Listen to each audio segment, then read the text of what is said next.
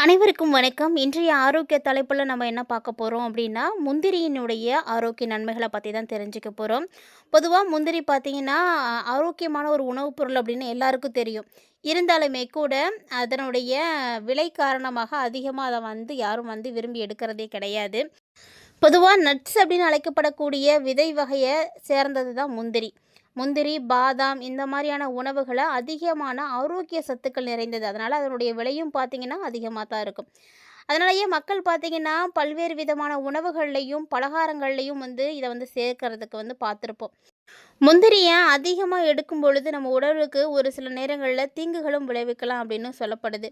ஏன்னா முந்திரி பார்த்தீங்கன்னா, முந்திரி பழத்துல இருந்து தான் கிடைக்குது. முந்திரி மரம் பார்த்தீங்கன்னா, ஆ இதனுடைய பூர்வீகமே பிரேசில் நாடு தான். ஆனா மக்கள் அதிகமா பயன்படுத்துறாங்க அப்படின்றதுனால, இப்போ பார்த்தீங்கன்னா நம்ம நாட்டிலேயே முந்திரிகள் அதிகமா விளைவிக்கிறாங்க, பயிரிடுறாங்க.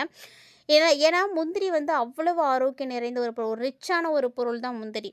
முந்திரியில பார்த்தீங்கன்னா, புரதம், விட்டமின், தாதுக்கள், நார்ச்சத்து, ஆக்சனேற்ற சத்துக்கள் இது மாரி நெறைய இருக்கு. இவ்வளவு சத்துக்கள் இருந்தாலுமே கூட முந்திரி ஒரு சில நேரங்கள்ல ஆபத்தையும் கொடுத்துடுங்க. அதையும் மறந்துடாதீங்க. ஏன்னா நம்ம ஒரு பொருளினுடைய ஆரோக்கியத்தினுடைய நன்மைகள தெரிஞ்சுக்கிற மாரி, அதனுடைய பக்க விளைவுகளையும் நம்ம தெரிஞ்சுக்கிறது ரொம்ப நல்லது. ஏன்னா எல்லா விஷயத்திலயும் இருக்கக்கூடிய நன்மைகள மட்டும் நம்ம எடுத்து பார்க்கக்கூடாது. அதனால நமக்கு என்ன பாதிப்புகள் ஏற்படணும் அப்படின்றதையும் பார்க்கணும். பொதுவா ஆரோக்கியம் தரக்கூடிய ஒரு பொருள் தான் அப்படின்றதுனால கூட அளவுக்கு அதிகமா எடுத்துக்கக்கூடாது. அளவுக்கு மீறினால் அமிர்தமும் நஞ்சு அப்படின்னு சும்மாலாம் சொல்ல கிடையாதுங்க. ஸோ என்னதான் ஆரோக்கியம் நிறைந்த ஒரு பொருளா இருந்தாலுமே கூட அதிகமா எடுத்துக்கக்கூடாது அப்படின்றத கண்டிப்பா நினைவுல வச்சுக்கோங்க. தினசரி நீங்க உங்களுடைய உணவுல நம்ம முந்திரிய பயன்படுத்துறோம் அப்படின்னா, ஒரு நாளைக்கு அதிகபட்சமா ஒரு 10 முந்திரிகள எடுத்துக்கலாம். தவறு கிடையாது.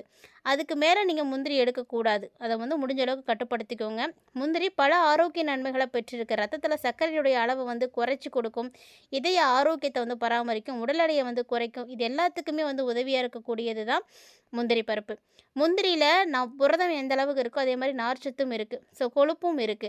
இதை அதிகமா பெற்றிருக்கிறதுனால உங்களுக்கு நெறைய இடை இளைப்புக்கு உதவியா இருக்கும். நார்ச்சத்து அப்படிங்கிறது செரிமான அமைப்பினுடைய ஆரோக்கியத்துக்கு உதவியா இருக்கும். முந்திரியில இருக்கக்கூடிய சத்துக்களின் காரணமாக அது பசிய கட்டுப்படுத்தும். இதனால நமக்கு பசி எடுக்கிறது அப்படிங்கிறது ரொம்ப கம்மியா இருக்கும். இயற்கையாகவே உடல் எடையை குறைக்கிறதுக்கு உதவக்கூடிய விதை உணவு அப்படின்னா அது முந்திரி தான். அதனால முந்திரிய நீங்க எடுத்துக்கலாம். யாரெல்லாம் வெயிட் லாஸ் பண்ணணும் அப்படின்னு நினைக்கிறீங்களோ முந்திரி எடுத்துக்கோங்க. அதேபோல கொலஸ்ட்ரால குறைக்கிறதுக்கும் இந்த முந்திரி ரொம்ப உதவியா இருக்கு. ஏன்னா முந்திரி உடல்ல இருக்கக்கூடிய கெட்ட கொழுப்புகளை எல்லாம் குறைக்கும். உடல்ல இருக்கக்கூடிய கெட்ட கொழுப்புகளே உடல் எடை அதிகரிப்புக்கு முக்கியமான ஒரு காரணம் அப்படின்னு சொல்லுவாங்க. இது மாரி பல்வேறு விதமான ஆரோக்கிய பிரச்சனைகள உடல்ல ஏற்படுத்தும். ஸோ நீங்கள் முந்திரி எடுக்கிறீங்க அப்படின்னா இயற்கையாகவே உங்களுடைய உடலை குறைக்க முடியும், கொழுப்பை குறைக்க முடியும். உண்ணக்கூடிய உணவில் நீங்கள் சேர்த்துக்கோங்க, அதுவே போதும். இதை தனிப்பட்ட முறையில் சாப்பிட்ணும் அப்படின்றதெல்லாம் ஒன்றும் கிடையாது. உடலுக்கு நன்மை செய்யக்கூடிய கொழுப்புகளினுடைய அளவை இதை அதிகமாக்கும். ஸோ தீமை செய்யக்கூடிய கொழுப்பினுடைய அளவு பார்த்திங்கன்னா குறைச்சி கொடுத்துடும். அதே போல் நட்ஸுகள் எல்லாமே அதிகமாக ஆக்சனேற்றிகள் நிறைந்திருக்கக்கூடிய ஒரு பொருள். அது உடலில் சேதத்தை ஏற்படுத்தும். அந்த செல்களை எல்லாம் தடுத்து நிறுத்திடும். அதனால் பார்த்திங்கன்னா நம்மளுடைய உடலை நோய்களிலிருந்து பாதுகாக்க முடியும். உடலில் ஏற்படக்கூடிய வீக்கம் இது மாதிரியான பிரச்சனைகளை கூட சரி செய்கிறதுக்கு முந்திரி ரொம்ப உதவியாக இருக்குது. பச்சையாக இருக்கக்கூடிய முந்திரியை விட வறுத்த முந்திரியில் தான் அதிக ஆக்சனேற்ற திறன்கள் இருக்குது. அதனால் யாரும் பச்சையாக முந்திரி சாப்பிட்றத விட வறுத்த முந்திரிகளை சாப்பிடுங்க. மேலும் முந்திரி பருப்பு உடலில் இருக்கக்கூடிய சர்க்கரையினுடைய அளவை கட்டுப்படுத்துறதுக்கு ரொம்ப உதவியாக இருக்குங்க. இரத்த சர்க்கரையினுடைய அளவில் நேர்மறையான விளைவை ஏற்படுத்தும். ஸோ சர்க்கரை நோயாளிகளுக்கு பயனளிக்கக்கூடிய வகையில் இந்த முந்திரி செயல்படுது. அதனால் உணவில் நீங்கள் முந்திரியை தாராளமாக சேர்த்துக்கலாங்க. ஸோ இந்த உணவு நீங்கள் எடுத்துக்கும் பொழுது உடலில் நல்ல ஒரு ஆக்சனேற்ற எதிர்ப்பு பண்புகளை கொடுக்கறதோட மட்டும் இல்லாமல் வலி நிவாரணியாகவும் செயல்படுது. அதாவது உடலில் ஏற்படக்கூடிய அங்கங்கே வலி வருது இல்லையா, வீக்கம் இந்த மாதிரியெல்லாம், அந்த மாதிரியான அசௌகரியங்களை குறைக்கிறதுல முக்கிய பங்கு எடுக்கக்கூடியது அப்படின்னா அது முந்திரி தாங்க. ஏன்னா முந்திரி பருப்பில் புற்றுநோய் செல் இனப்பெருக்கத்தோடு தொடர்புடைய ஃப்ளவனால் அப்படின்னு சொல்லக்கூடிய அந்த ஒரு சத்து இருக்குது. ஸோ தாமிரம் மற்றும் பிற சத்துக்கள், இரும்பு சத்துக்கள்லாம் இருக்குது. பெருங்குடலில் புற்றுநோயினுடைய அபாயத்தை குறைக்கிறதுக்கு உதவியாக இருக்குது. அதே போல் ஹீமோகுளோபின் அப்படின்றது இரத்த சிவப்பணுக்கள் ஆக்சிஜனை எடுத்து செல்ல உதவக்கூடிய ஒரு புரதம்.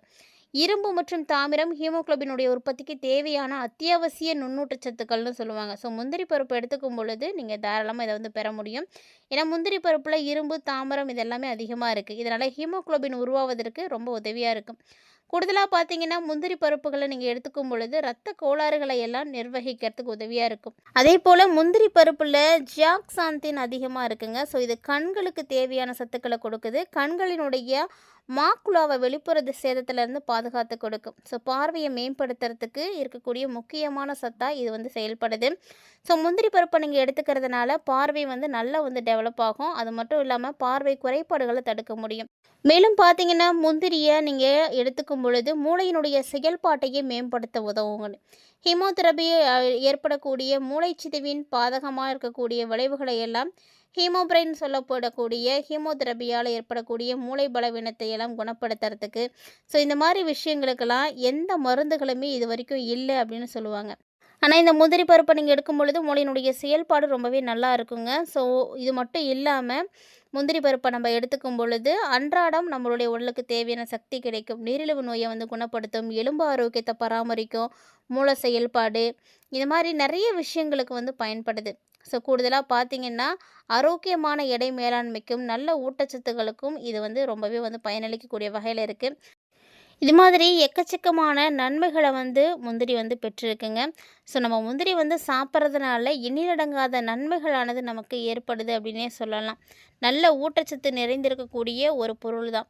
முந்திரியை நம்ம சாப்பிட்றதுனால நமக்கு நல்ல ஒரு பெனிஃபிட் தான் வந்து இருக்குது. ஸோ பக்கவாதம் அப்படின்னு பார்த்திங்கன்னா பெருசாக எதுவும் இருக்காது. இருந்தாலும் அளவுக்கு அதிகமாக வந்து முந்திரி எடுக்காதீங்க. அது வந்து நமக்கு ஒரு சில நேரங்களில் பிரச்சனைகளை வந்து ஏற்படுத்தி கொடுத்துடும். முந்திரியை பொறுத்த வரைக்கும் பொதுவாக எல்லா வகையான சத்துக்களும் வந்து இருக்குது. அதாவது புரோட்டீன்லேருந்து நல்ல கொழுப்பு, கார்போஹைட்ரேட்டு, நார்ச்சத்து இது மாதிரி எல்லாமே இருக்குது. ஸோ இது மாதிரி இருக்கக்கூடிய சத்துக்களானது நம்முடைய உடலுக்கு நல்ல ஒரு பலன் கொடுக்கும். முந்திரி பருப்பில் இருக்கக்கூடிய நல்ல கொழுப்பு, நார்ச்சத்து சர்க்கரையினுடைய அளவை வந்து சமன்படுத்தி கொடுக்கும். கெட்ட கொழுப்பை வந்து குறைக்கும். பொட்டாசியம் உயர் ரத்த அழுத்தத்தை எல்லாம் குறைச்சி சீராக வச்சுருக்கும். அது மட்டும் இல்லாமல் விட்டமின் B6 மற்றும் ஃபோலேட் போன்ற உடலில் இருக்கக்கூடிய எல்லா பொருளுமே மெட்டபாலிசம் ஆரோக்கியமாக வந்து செயல்படுறதுக்கு உதவியாக இருக்கும். அது மட்டும் இல்லாமல் இந்த ரத்தத்தில் இருக்கக்கூடிய ஆரோக்கியம், இதயத்தில் வரக்கூடிய நோய், ரத்தத்தில் வரக்கூடிய நோய் இதெல்லாம் வந்து வராமல் வந்து தடுத்து நிறுத்தும். கால்சியமும் மெக்னீஷியமும் எலும்புகளுக்கு நல்ல ஆரோக்கியத்தை கொடுக்கும். அதே போல் மூட்டு வலி வராமல் வந்து தடுத்து கொடுக்கும். ஸோ முந்திரி பருப்பை பார்த்திங்கன்னா அதிக கலோரிகள் கொண்ட உணவாக இருந்தாலுமே கூட இதில் இருக்கக்கூடியது முக்கால்வாசி பார்த்திங்கன்னா நல்ல கொழுப்பு தான், நல்ல புரோட்டீன் தான், நல்ல நார்ச்சத்து தான். ஸோ இதை நீங்கள் எடுக்கும் பொழுது அதிக நேரம் வந்து பசியை தாங்கும். ஸோ உடல் எடை வந்து கூடாமல் தான் இருக்குமே தவிர உடல் எடையெல்லாம் வந்து அதிகரிக்காது. இது மட்டும் இல்லாமல் இந்த முந்திரி பருப்பை நீங்கள் அளவுக்கு அதிகமாக வந்து எடுத்துக்கலாமா அப்படின்னா கண்டிப்பாக கிடையாது. முன்னாடியே நான் சொல்லியிருக்கேன் ஒரு நாளைக்கு எத்தனை பருப்புகள் எடுக்கணும் அப்படின்னு. அதை மட்டும் அளவோடு வந்து எடுத்துக்கோங்க. முந்திரி பருப்பில் நிறைய ஆச்சரியமூட்டக்கூடிய விஷயங்கள் இருக்குங்க. ஏன்னா முந்திரி அப்படிங்கிறது ரொம்ப விலையுயர்ந்த பொருள் அப்படின்றதுனாலேயே பெரும்பான்மையானோர் பார்த்திங்கன்னா இதில் இருக்கக்கூடிய சத்துக்களை வந்து தெரிஞ்சுக்கிறதே கிடையாது. இதை வாங்கி அதிகமாக வந்து எடுத்துக்கிறதும் கிடையாது.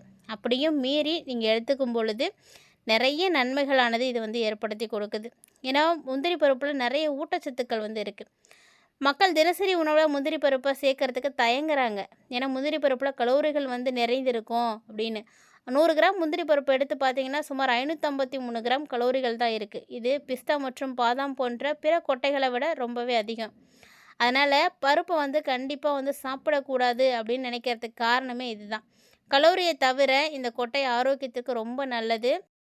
பித்தப்பையில் கற்கள் ஏற்படக்கூடிய அபாயத்தை வந்து குறைச்சி கொடுக்குங்க. பல ஆய்வுகள் வந்து நிரூபிக்கப்பட்டிருக்குங்க. ஸோ முந்திரி பருப்பை மற்ற கொட்டைகளோடு நீங்கள் சேர்த்து சாப்பிடுவது ரொம்பவே அவசியமானது. இந்த பித்தப்பை கற்கள் அப்படின்றது எப்படி உருவாகுதுன்னா பித்தப்பை மற்றும் கல்லீரலால் உற்பத்தி செய்யப்படக்கூடிய பித்த அமிலங்களை வந்து சேமிக்கக்கூடிய ஒரு உறுப்பு. இந்த அமிலங்கள் கொழுப்புகளை வந்து ஜீரணிப்பதில் முக்கிய பங்கு எடுத்துக்கும். ஸோ முந்திரி பருப்பு போன்ற கொட்டைகளை நீங்கள் தினமும் எடுத்துக்கும் பொழுது இது மாதிரியான பித்தப்பை கற்கள் உருவாமல் வந்து 30% வந்து குறைக்க முடியும், தடுக்க முடியுங்க. ஸோ முந்திரி பருப்பில் ஏராளமான ஆரோக்கிய நன்மைகள் நிறைந்திருக்கு. அதை பற்றி நீங்கள் இந்த பதிவில் நல்லா பார்த்துருப்பீங்கன்னு நினைக்கிறேன். கண்டிப்பாக நீங்களும் வந்து முந்திரி பருப்பை எடுத்துக்கோங்க. இந்த பதிவானது உங்களுக்கு பிடிச்சிருந்தது அப்படின்னா லைக் பண்ணுங்கள், ஷேர் பண்ணுங்கள், மறக்காமல் கமெண்ட் பண்ணுங்கள். இது மாதிரியான ஆரோக்கியம் சார்ந்த தகவல்களை நீங்கள் பார்க்குறதோட மட்டும் விட்டுறாமல் உங்களுக்கு தெரிந்தவங்களோட ஷேர் பண்ணிக்கோங்க. அவர்களும் பார்த்து பயன்பெறட்டும். இது மாதிரியான ஆரோக்கியம் சார்ந்த தகவல்களை எல்லாம் நீங்கள் தொடர்ந்து பார்க்குறதுக்கு சேனலோட இணைந்திருங்க. இது மாதிரியான ஆரோக்கியம் சார்ந்த தகவல்கள் நிறைய விஷயங்கள் நம்மளுடைய சேனலை தொடர்ந்து பதிவேற்றம் செய்துட்டு இருக்கோம். ஸோ மறக்காமல் அதையெல்லாம் நீங்கள் பார்த்து பயன்பெறுங்க. மீண்டும் இது மாதிரி நிறைய இன்ட்ரெஸ்டிங்கான தகவல்களோட மற்றும் ஒரு தலைப்பில் சந்திக்கலாம்.